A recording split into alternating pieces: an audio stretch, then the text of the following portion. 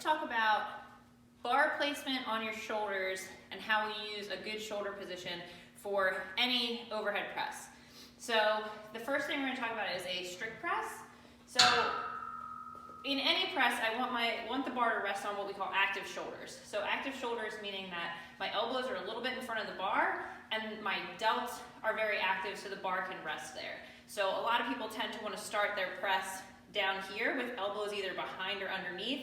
This is going to do a couple things. One is it's putting all the weight in my hands. So now the only thing supporting the bar is my wrist and my hands, which ultimately when the bar gets heavier is not going to be very strong or stable. So I want to bring the bar up a little higher, so that's the other benefit. So down here I'm pressing an extra couple inches before I can even start to get the bar off my shoulders.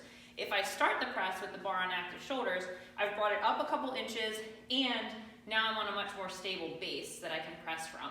So now the bar is weighted on my body where my hands aren't taking all of that and my shoulders and my torso can take that weight. So for strict press, this is where we want to start. Elbows a little bit in front, active shoulders, press. When we're doing anything with leg drive, so push press or power jerk, split jerk, position in your shoulders is going to be roughly the same.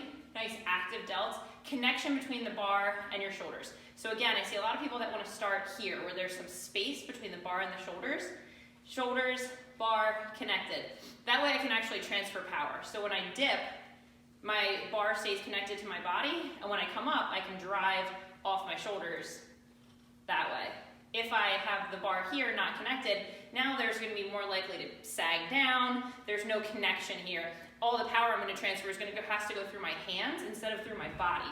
So if I leave the bar connected to my body, it's good connected here, it's nice and stable. I can hold this position for a while.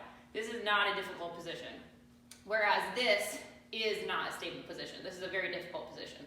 So I'm putting myself stable and then good power transfer up and overhead. When I come back down, I want to come back to that same stable shoulder position.